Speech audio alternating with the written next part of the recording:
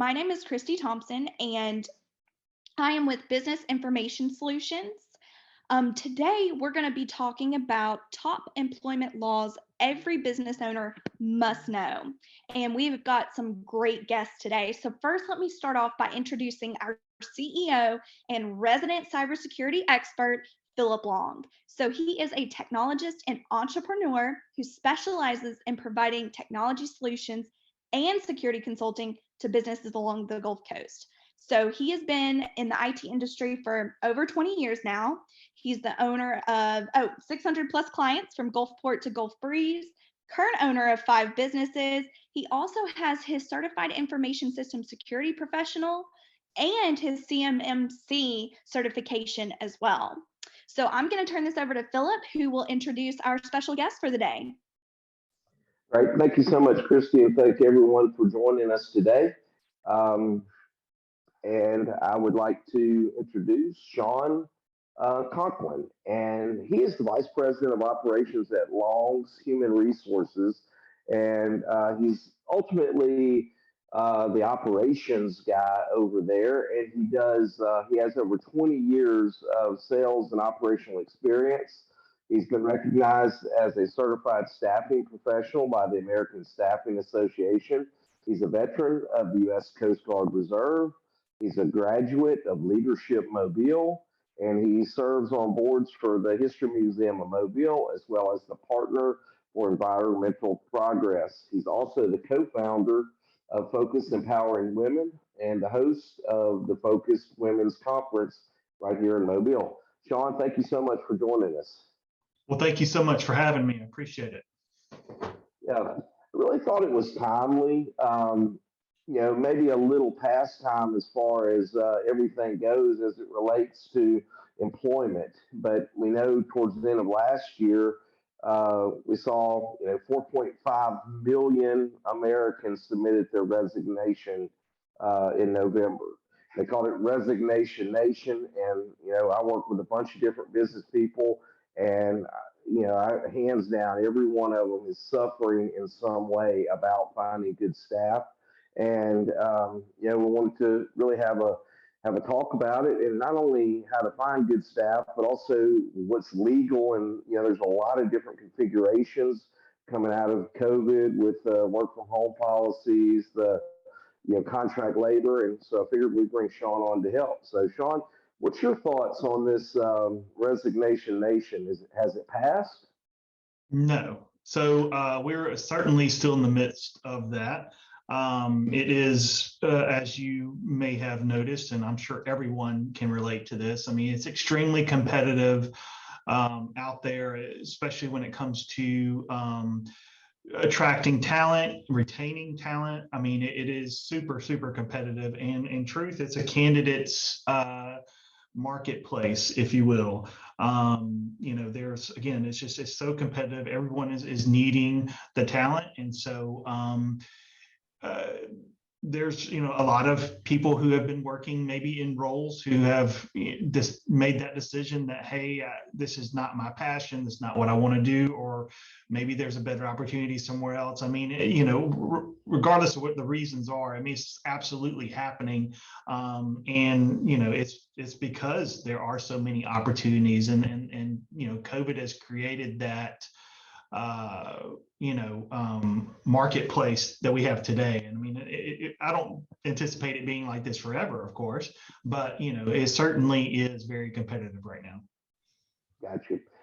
Shawn, you seem to be kind of fading in and out just slightly. I don't know if you're turning your head, if you're on speaker or whatever, but I hear a little bit of that. I don't know if we could maybe straighten that up or whatever. But here is a poll question for today that we want to have everyone review.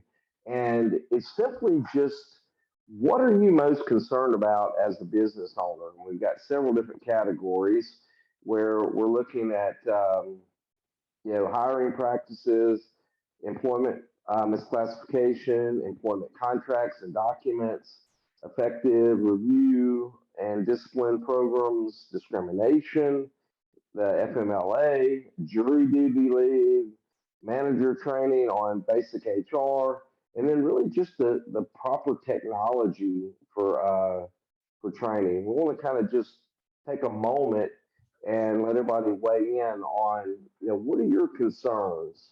And we're going to be going over a lot of these today. And if we find this out early on, we can spend a little more time and dig a little deeper on that particular topic.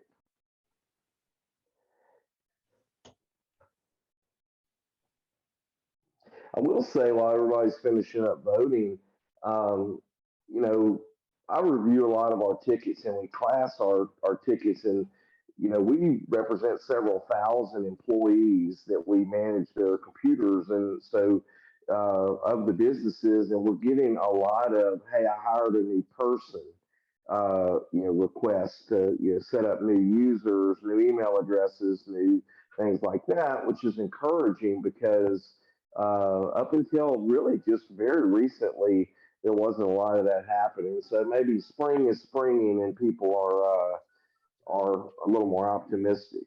So let me share the results here, and we see a lot of people. 55% are concerned about effective review and discipline programs, and manager training being coming in second at 27%, and then discrimination and employment contract being the ones. What's your thoughts on that? Any weigh in on that, Shawn? Well, I am a little bit surprised actually that the results are so high for effective review and discipline programs.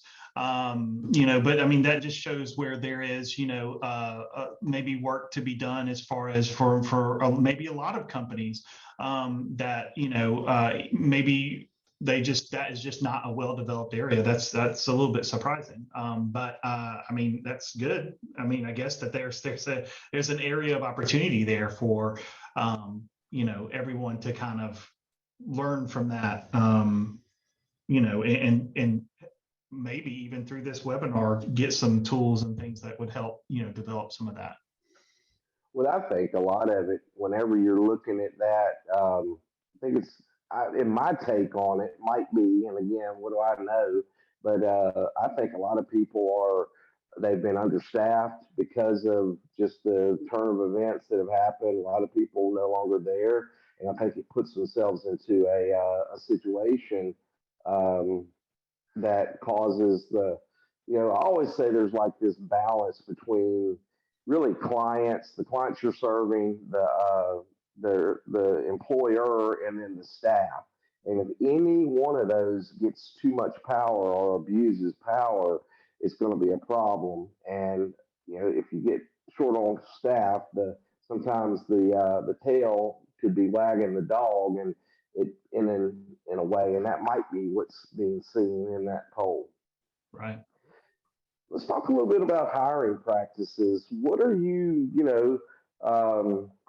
think um, things should happen during hiring practices? Let's talk about like the job interview, even the application and things. What are some good hiring practices, Shawn?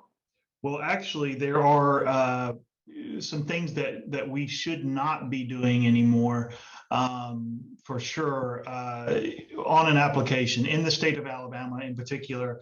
There is one question that historically has always been on an application, or at least maybe a lot of applications, but it is asking the question about previous wages and salaries at previous positions or places of employment. That actually, back in 2019, that became unlawful in the state of Alabama. So if you have that question on your application, remove it.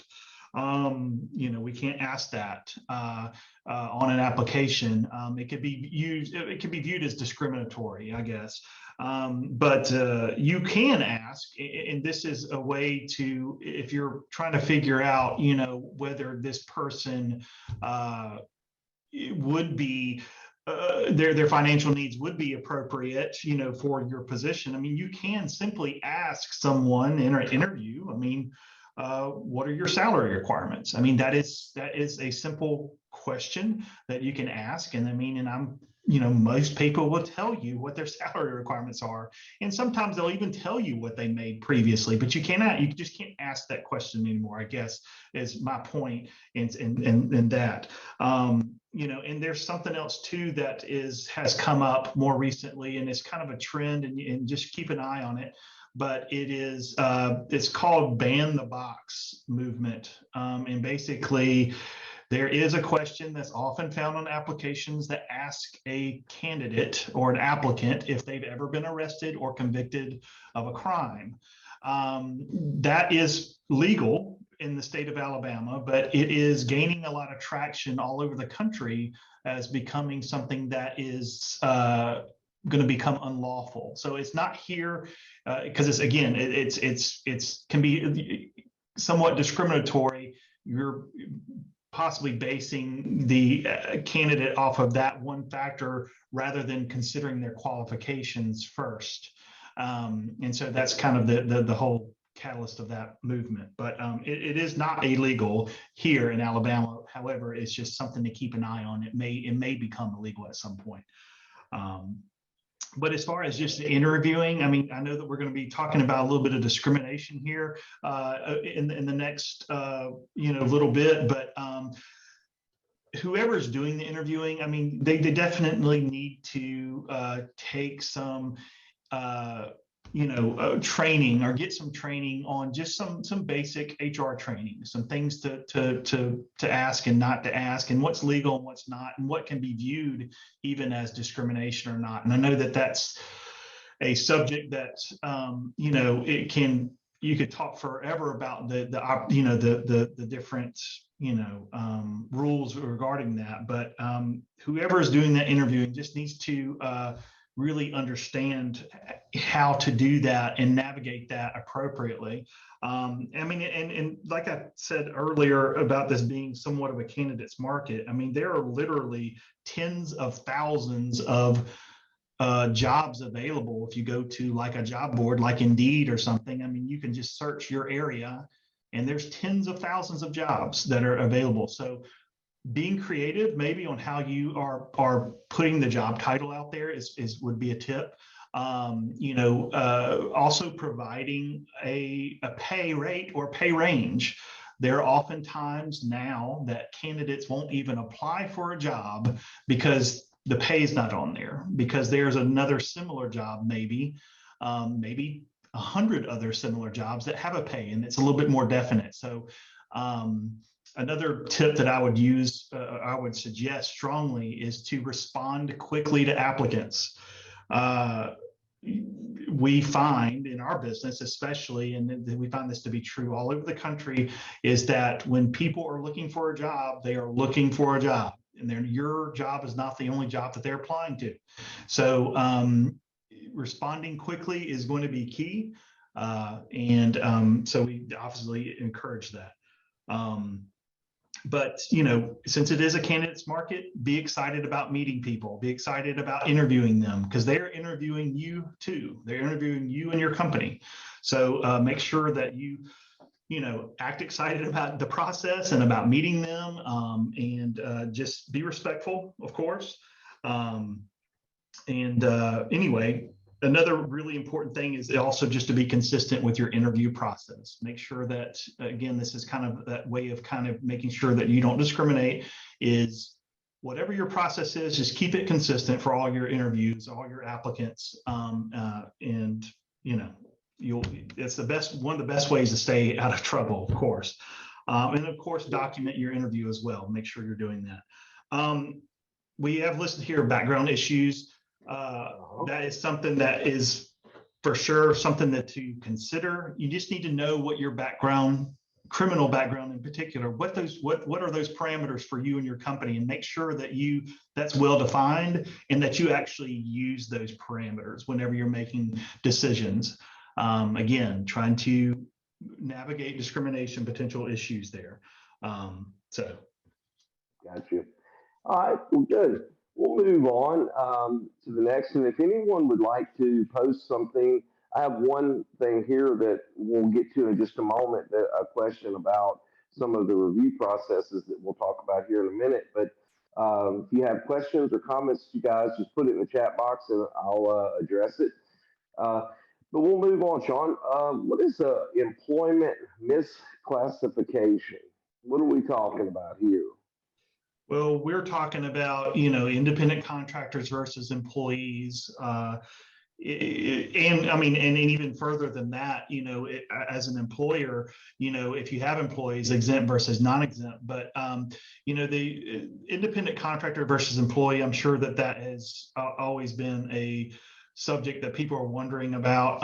And especially if you do have people that you are issuing a 1099 versus making a W-2 employee. I mean, there is a test for that as far as just some parameters, and it is something you can absolutely look up, on the internet. But the three basic factors to be considered for that test of an independent contractor versus an employee is basically whether you control. So behavioral, do you control how they do what they do? Do you control the work that they do and how they do that work? Financially, are you controlling how they're being paid and how much they're being paid and the frequency and things like that?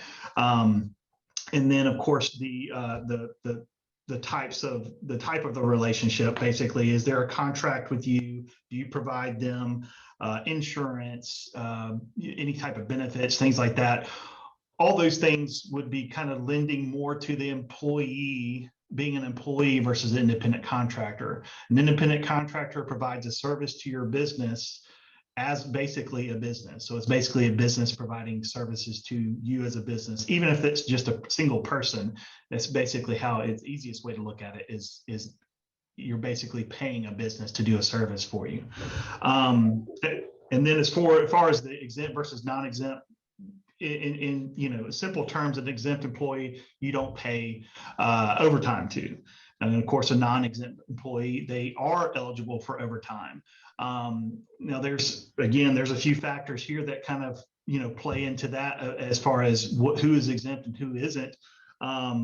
One of the factors for an exempt employee is they have to make a minimum of $35,000 or $35,568 actually a year on a salary basis, and then they also have to fall within a certain classification as far as their job duties. So they either have to be an administrative employee, professional, executive, a computer. There's a computer exemption as well, and or outside sales. So it's both. They have to make a minimum amount of money, but they also have to have this other job duty. Now, so you could actually have like a maintenance tech working wherever, and they're making $50,000 a year. If they don't have any type of administrative duties or anything like that, you're still non-exempt. So that means you're still paying them overtime. So they've only met one of the two criteria, if you will. So I hope that's helpful. That's very helpful. Christy, I see we have a couple of questions here. You want to read them off? Yes. So one of the questions we have is, FYI, our review process is quarterly and annually and is cumbersome and takes too much admin time, in their opinion. Right. So any recommendations on that? Well, I mean, if that sounds like it's a bigger conversation. I mean, it sounds like that if that is true, it may not be very efficient for your operation, your review process. I mean, your company gets to decide, how they want to do that and how they want to handle the review process. The critical piece really is to make sure it's consistent. I mean, and I know that it may not always be up to a supervisor, whether they do a review or the frequency of that.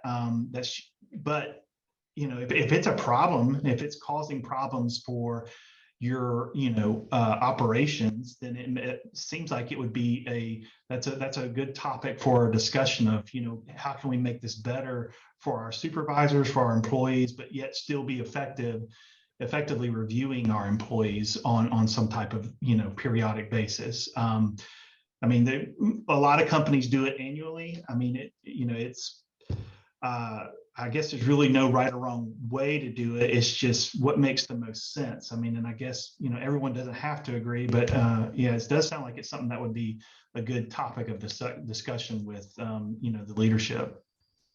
Absolutely. So we have one more question. How ethical is social media verification prior to interviews? It's a loaded question. Well, ideally, I mean, and this is, I'm sure that you can find additional information on this online as far as the ethical. Just my initial thought on that is that it was, if that's something that would preclude the candidate that has nothing to do with their qualifications, then it could be viewed as discriminatory. So whenever you're looking at anyone for a position, when they first apply, you're really supposed to be looking at their application or at their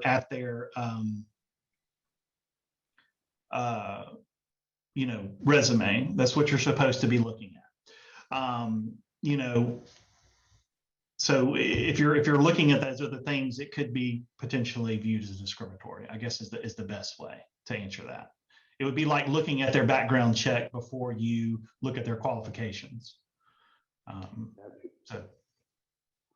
right, let's move on. We'll talk about employee contracts and the and documents that are needed, or maybe not even needed, but maybe standard or best practice.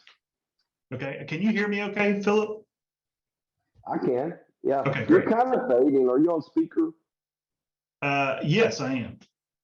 You kind of come in and out, but it's probably because you're moving away and you're turning your head or whatever when you're talking. But I can hear you. There is someone that is responding if they're having audio issues, but I don't think it's anyone else. Okay. I mean, I can certainly try to call in real quick if that's better, but No. okay. We'll stay on that. If you kind of just keep, maybe don't be animated, which is difficult for me. So don't move around, right? I get it. So as far as the employee contracts and documents go, this is something that really you need to pay attention to what it is that what's your end goal here. So for an offer letter, I think these are super helpful. Obviously, this is basically you're offering someone a job. Based on their resume, based on you actually talking to them on the phone or interviewing them, whatever your process is to kind of make the decision of who you're going to hire. Typically, this is also done before a background check. Okay, so ideally it is done before a background check. So it's not a contract, it's just simply an offer, okay? And you should also have your contingencies in this offer. So if you're making an offer letter to someone, you should say this offer is contingent on, a successful completion of a background check or whatever it is that your contingencies are. You should include the job title. Ideally, you should be including the pay, how that person's going to be paid and the rate of that pay. The benefits that the company is going to be providing for this position as well. Somewhere for that candidate to sign and say, yes, I agree to this, or yes, I'm good with this. Just so that there is confirmation basically that you are both on the same page about this opportunity. But again, the really important piece is to really include that contingency language, because if you do not, it could potentially be construed as a contract without, it could be legally binding if you don't have this contingency in there. So as far as an employment contract, that is a legal document. Okay, so that is a agreement between an employer and an employee for a certain position, which includes a certain set of functions, a certain rate of pay. Everything is a little bit more definite in an employment contract, which doesn't allow a lot of flexibility in assigning additional duties or changing rate of pay without having to go in and renegotiate. So that's something to really think about on the employment contract side. It is a contract, it's a legal binding document. The compensation plans, 100% think you should do this, for especially for people who are pay, or like your revenue generating employees that are maybe salespeople or something like that, where they actually earn commissions or bonuses and things like that. Always be super clear about how those are paid and why they're paid, and that can be included on a compensation plan. And that way you're just, covering your rear on this to make sure that there are no issues. Honestly, really the biggest thing with any of this stuff is just to be consistent. But the non-compete agreements, that's something that you hear a lot about. Is it legal or is it not? The bottom line is, yes, in the state of Alabama, non-compete agreements can be legal, and they can, and sometimes will hold up. But there's a few parameters here. It's got to be, it's got to be limited to a specific geographic area, and it can't last more than a couple of years, like 2 years. It can be, something about not soliciting business, but it can last no more than 18 months. And there's some other ways too, like if it's a business that's being sold, I mean, there's non-competes often in those transactions, or if there's a partnership that's dissolving, there's an opportunity for non-competes as well. But just a non-compete just for non-compete sake doesn't really, necessarily hold up. It's got to make sense. Bottom line. There was one that didn't make the slide there called about a severance agreement. Would that go in with the non-compete, or is that something separate? Well, as far I honestly can't speak with a lot of confidence about severance agreements. I know that the companies have their packages, especially whenever there is maybe a layoff or something like that. And I'm not 100% sure what the best. I don't really have a whole lot of tips regarding severance agreements, unfortunately. Gotcha. Okay. Let's move on to like effective review and discipline programs. We had a lot of people, talking about this, and I'll just give you one. This is anecdotal, of course, and I'm not a professional nor an attorney or anything. But what we did is we have like one-on-one sync ups, and it's a form of review. We do annual review for raises, by and large, although some things can change that cause raises to come before that. But we call it a sync up, where basically, kind of getting everyone on the same page.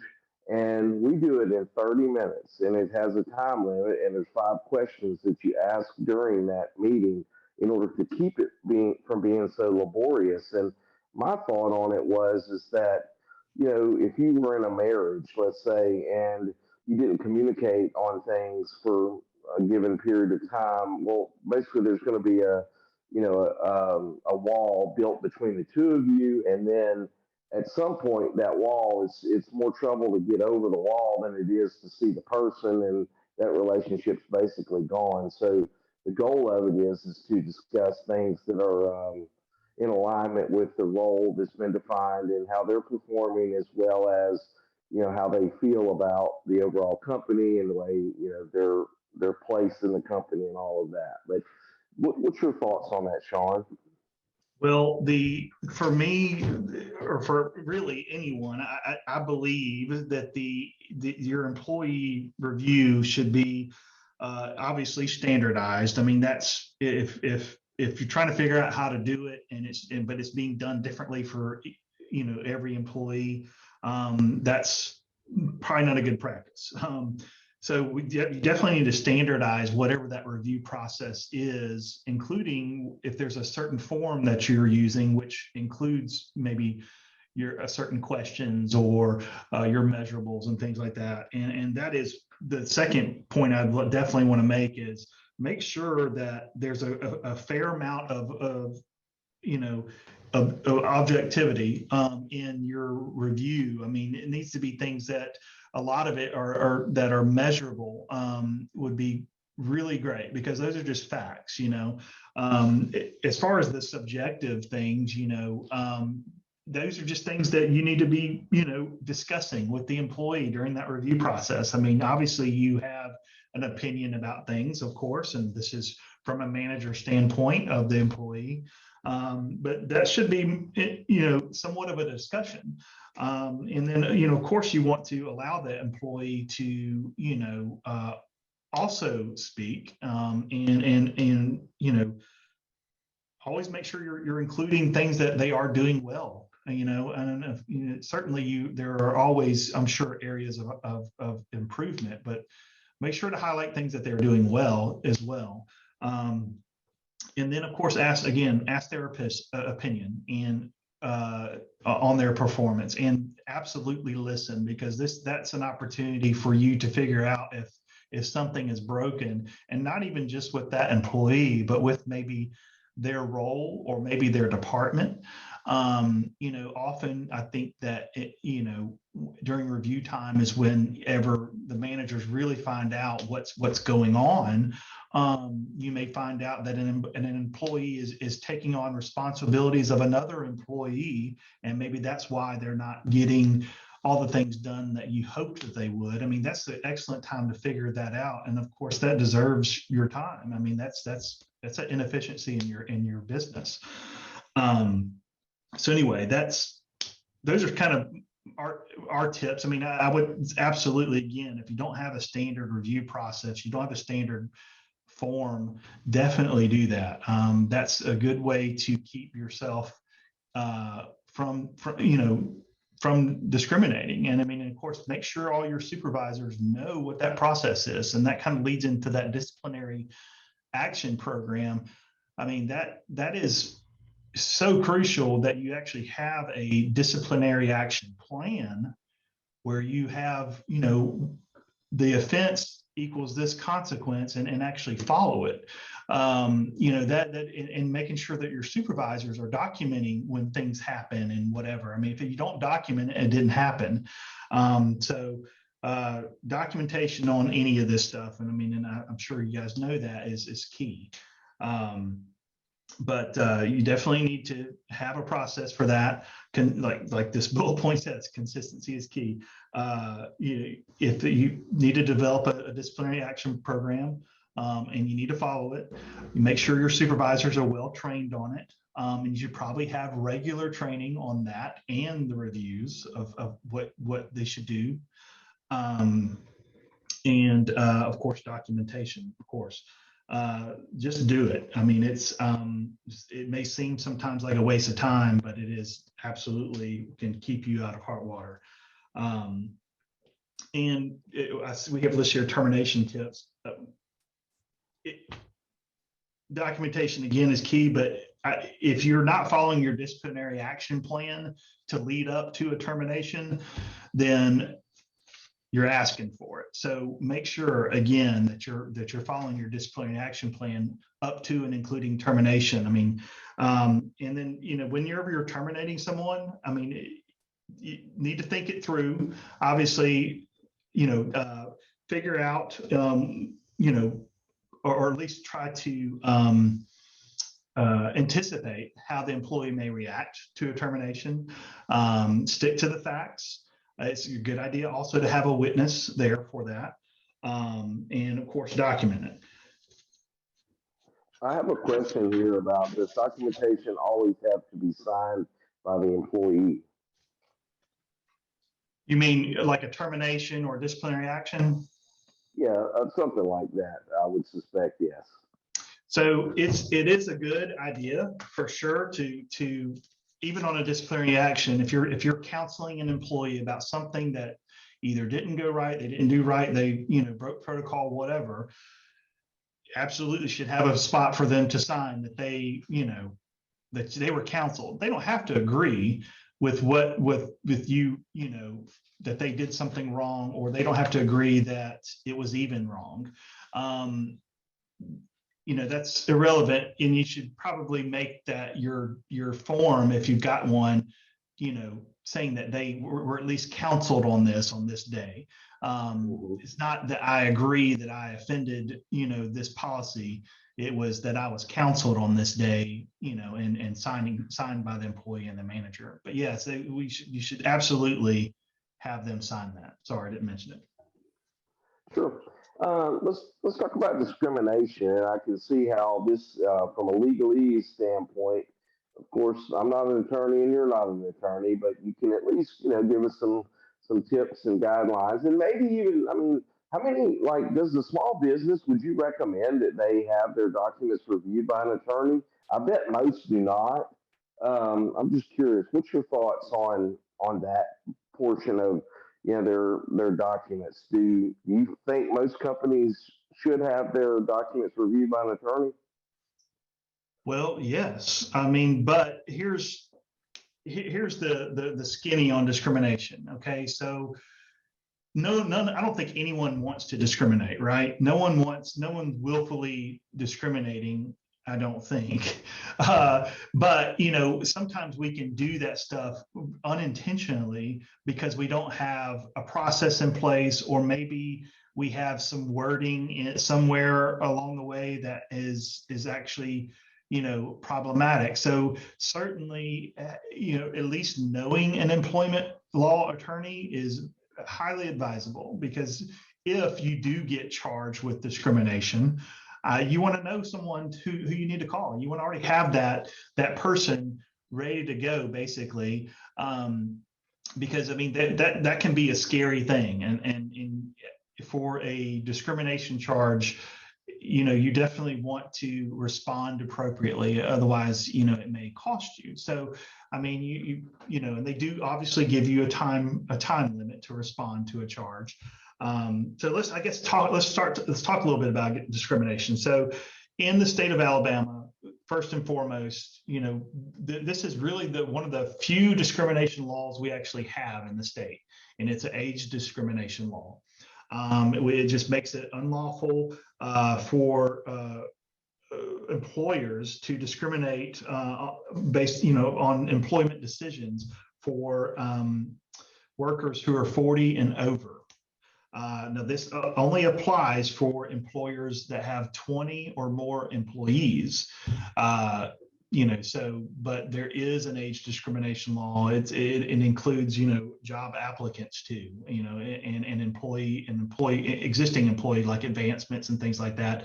So making sure that you are not using age as your, basis for anything, or even you can't treat people less favorably because of based on age. And that's just really important to make sure that you're never using that as a reason, even if you think it's totally innocent. You're saying, something, maybe so-and-so is getting a promotion, they're young, they can take it, or, whatever the case may be. I mean, something can start out so innocent and your reasons, but can be viewed as age discrimination. So just be careful on that. As far as from a discrimination standpoint, I mean, there's a lot of different protected classifications that do apply to most employers, but it kind of happens in tiers, if that makes sense. So if you have a single employee, just one employee, then the law for equal pay for equal work applies. Okay. But if you have between 15 and 19, you are covered by laws that prohibit discrimination based on race, color, religion, national origin, disability, genetic information. And then, of course, if you have 20 or more, you're also, that same list, but you're also covered by laws that require employees to provide equal pay for equal work. And anyway, there's different tiers, but the bigger you get, the more things you have to consider, the more laws that are going to apply to you. And whenever a discrimination charge does come, typically it'll be from the EEOC or something like that. They actually give you an opportunity, of course, to answer that charge, answer to it, which would include that position statement, your witness interviews of what happened, your written policies, governing the offense. If it was a sexual harassment or whatever, do you have a written policy surrounding that? And of course, your internal investigation surrounding the charge. And then by all means, take prompt action. I mean, that's another way to kind of show that you're wanting to do the right thing. I mean, you're taking action, you're doing, the right thing whenever you discovered that something has, wrong has happened under your roof. Is that helpful? Very helpful. Yeah. I mean, that's something where, if that went, it's going sideways at this point, and if you made a mistake, it can head south on you, so you definitely want to probably have somebody even to walk you through that or something. Yes. I would want to have somebody who's, and the right somebody, not somebody who's, I feel like a lot of times, being the good guy and the guy that'll let somebody get over on you a little bit is the better position to take in those circumstances. Just, you don't want an attorney just like, oh, they don't have a case and we're going to push back or whatever. You really want to have good counsel that wants to remediate the issue as quickly as possible and not let it escalate. Yes, no, you definitely, like I said, I mean, if you do not have an employment law attorney, and you have employees, it's would be wise to at least, make one your acquaintance, one that you like, and maybe, invite them to coffee or go meet with them. I mean, I'm sure many of them will certainly meet you for no charge. Yeah, that's important. I mean, if you do get charged, with discrimination, it can be pretty nerve-wracking, but one of your first calls needs to be to your attorney, your employment law attorney. And I mean, they'll know exactly how to handle it and what to do and what to say and how to respond and all that stuff, and of course, if you don't have these policies in place and you have, employees that work for you, I mean, you need to get ahead of it for sure. For sure. Yeah. Okay. And we talked about that. And then the FMLA, we've heard a lot about it. And I know that there's a specific group of like size of company before it matters. Tell us a little bit about why it was put into place and really what purpose it serves. Well, the real purpose is to, provide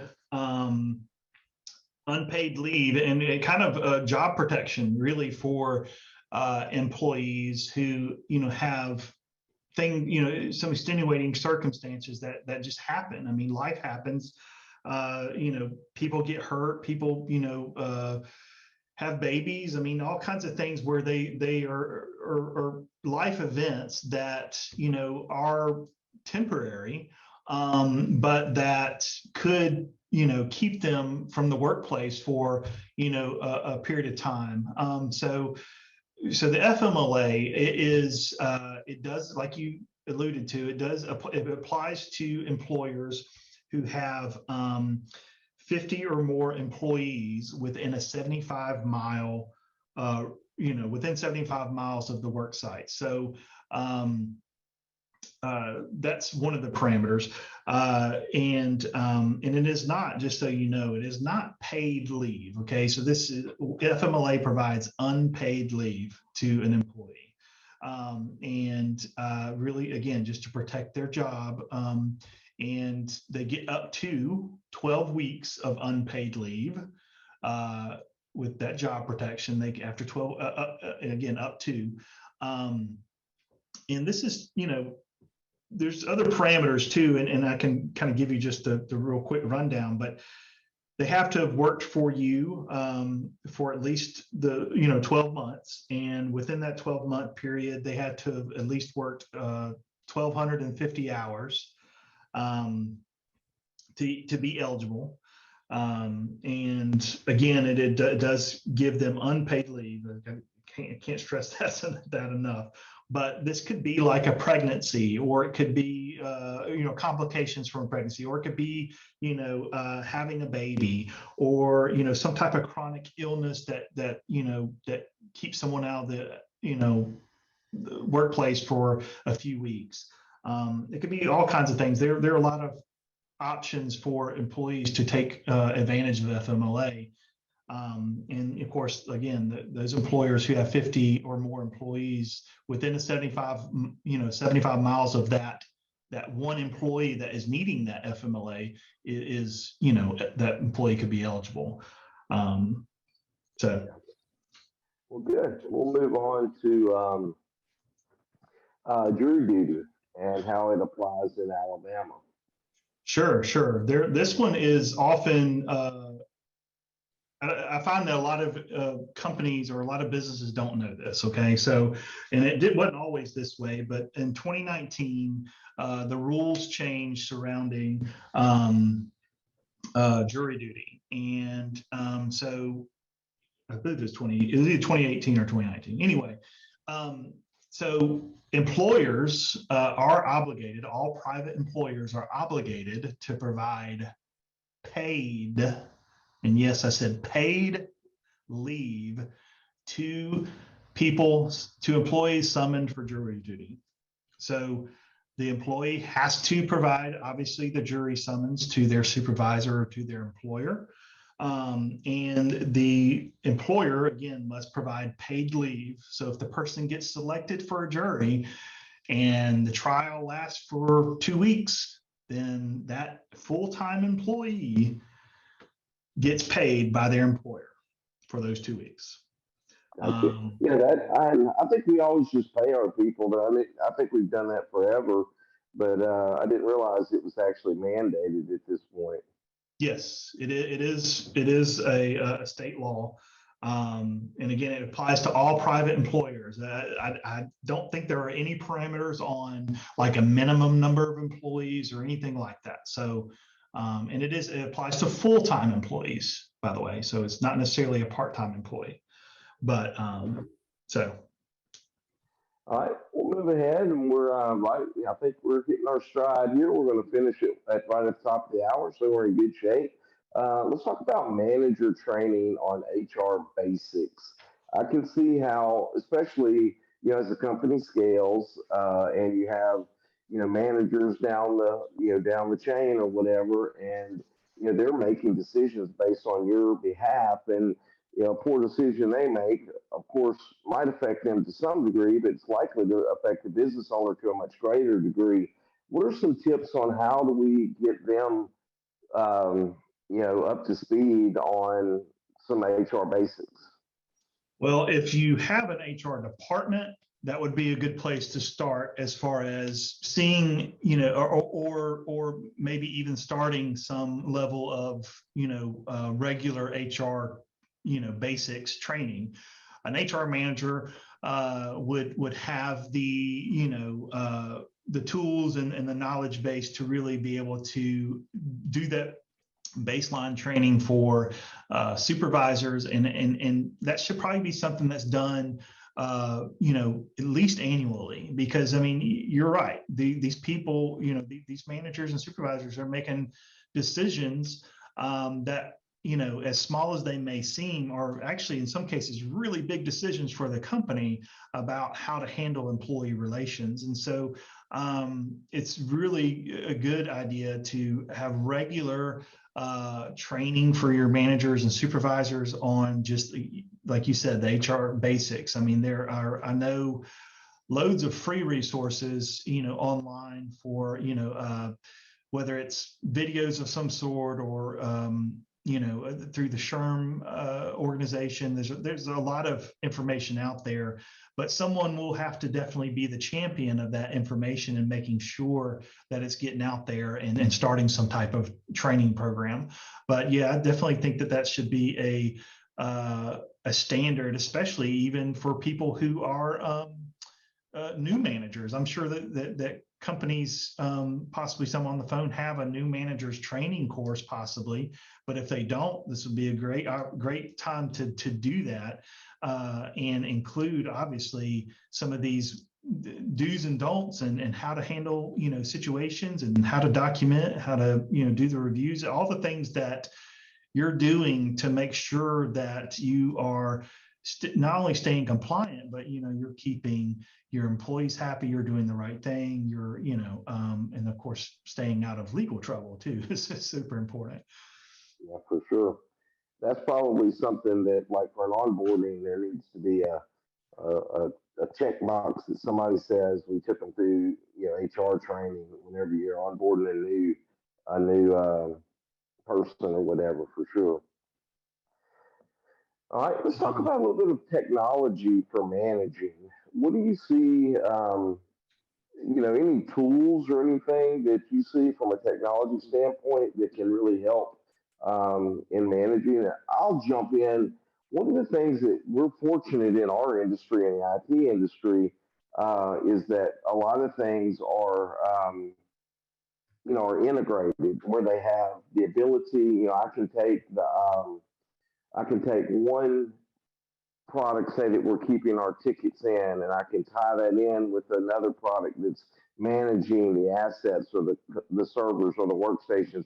And we have this technology where we can pull together really relatively easy, key performance indexes.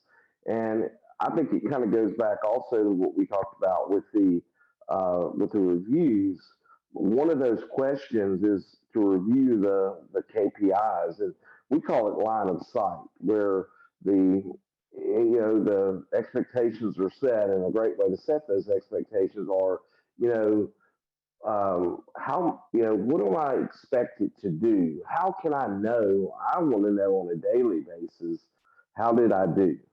And I got this idea, just like every once in a while on Friday afternoon, on a spring day when the sun's out and you feel like you really had a good week and you have that feeling, that smile, that internal smile. I want to make sure that I'm putting my folks in that position to where they can know they did a good job. So that's one thing, is a tool that measures KPIs, but I'm sure you probably have more. Well, as far as from a HR standpoint, I mean, there's part of, the what's going to be important is, like you said, not only making sure that things are happening as they're designed to, like your reviews and things like that. I mean, obviously you can use reminders and stuff, but if there is, I know that there are for sure products out there that can help you stay connected with your team. That's going to be as actually an opportunity I see moving forward. And I can't honestly put my finger on any one product at the moment that's doing this, but staying connected with your team and kind of making sure that there aren't issues, that there's not a breakdown somewhere in communication, but also in just the satisfaction. I mean, with everyone competing for, top talent, that is, staying engaged with your employees is more important than ever these days. I mean, making sure that you're taking care of them just from a how can I help you standpoint, and being, offering the support that they need. It's much bigger, I guess, than just someone trading their time for your money. A lot of people are looking for that satisfaction and looking for that culture and all these things that are becoming a lot more important, because there's not a shortage of people wanting to throw money at talented people to come work for them these days. I mean, because everyone's desperate. So finding those ways to stay connected, checking in with your employees, but also again, just asking how you can help. Again, I'm sure that there are loads of products out there, and I'm sorry that I don't have any that are top of mind for you. One that I just thought of that I have a peer group guy that uses, It's called CrewHU, CREWHU, and it is I think you can set up like bonus, little gifts and all. You can set it up where there's a kind of a constant feedback loop amongst people, and they're even bonus. And I believe it even has like client satisfaction tied into it. One thing we do, we use a product called Simple Sat, and it's SIMPLESAT .io, and it's the thing where at the bottom of everyone's email and at the end of every ticket, there's an opportunity for the client to rate us, and they actually get a bonus. But we send out the good news and the bad news to everyone in the company as it happens. Like if we get a great rating and we see that the other teammates really say "way to go" kind of thing. So that's kind of a tool that I guess we use that is encouraging and kind of team building from a using technology for managing. Right. Well, good. Well, we're right at the top of the hour, and we always give away a special, something for guys that spent your time with us. We always want to be here to help, and we're offering this is from BIS. We're offering a cybersecurity risk assessment. And just as a guy who does this every day, and I literally have been just getting worn out with onboarding new clients, which is a great thing. But I'm telling you, I'm onboarding them because of some type of cybersecurity risk thing that has happened to them. And we don't want that to happen to anyone. So we offer this free risk assessment where we'll come out, no strings attached, no arm twisting. We'll look at your endpoints. That's where most of the things are happening. We'll look at firewalls. We want to look at your Office 365, which is really big with business email compromise and spoofing that we're seeing. And we want to look at some documents that you need to have in place that even your staff needs to sign. We want to look at disaster recovery and business continuity, as well as your cyber liability insurance policy, which is a huge, huge, huge thing that you really have to have. And sadly, you don't want to have to have it after you've had an incident, and really you don't want to have an incident because what we're seeing is companies are dropping the coverage after an incident, as soon as the term's up, and then it's very difficult to get it from another company having had a breach. So really important. We're offering that no charge, and then Shawn's offering a consultation as well. Kind of describe what you're talking about, Shawn, on that. Well, we are a recruiting and staffing firm, so we help companies find great top talent, and we also help top talent find great opportunities. But since we are in this space and we are hiring people all the time, interviewing people all day, every day, and we have a lot of knowledge about what the needs are of the workforce, and even can make some really great recommendations on what you might want to pay these people, and maybe some ways of attracting talent. Of course, we are open to, if it's the right fit, to potentially helping locate that talent. That is what we do, as long as it just fits our niche. But anyway, so yeah, I'm open to talking and meeting anyone and talking about the workforce and workplace trends. That's what we do, and I like talking about it. So. Sure. And of course, a good employee is worth way more than $479, but that's what it's kind of valued at. And then that's for anyone who's been on this attendee. We just ask to go ahead and try to get that done. We don't want to string that out for a long, long period of time. As long as you do that by April 1st, and you have any questions or anything, we'll take just a couple minutes. We got like 1 minute. If there's somebody who wants to drop a question, we could answer maybe one or two questions real quick.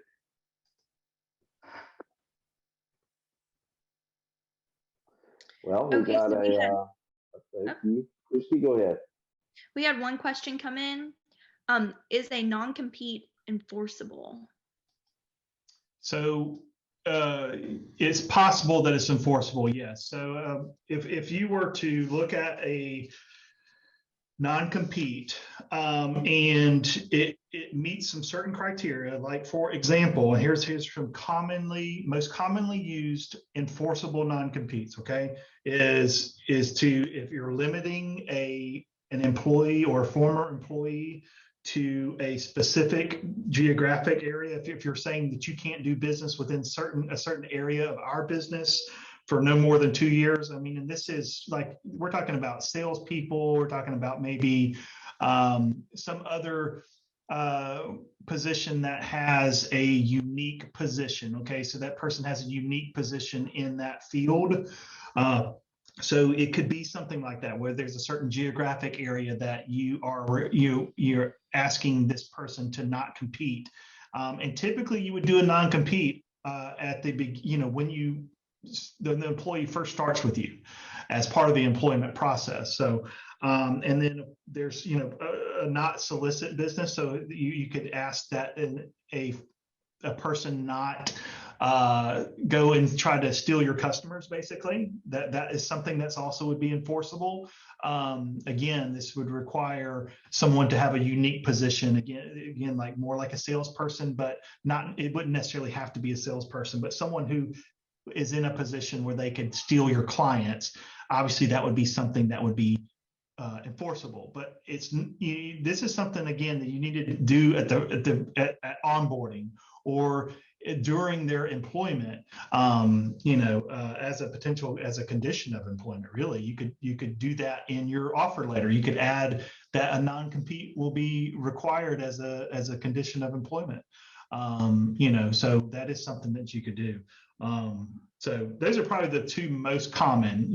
Don't go after our customers, or don't sell in the geographic area of the company that you just quit, to go work for our competition, that's kind of thing. Well, Shawn, you've been so informative for everyone. I know that was a lot of great information, and I just want to thank you personally for taking the time, and thank everyone on the call here that took the time. And if we can help you in any way, if you got questions about anything, you can just email events@AskCIS, and we will be certain to follow up and help out any way we can. So thank you, Christy. Thank you, Shawn. Thank you, everyone. Talk to you soon. Thank you.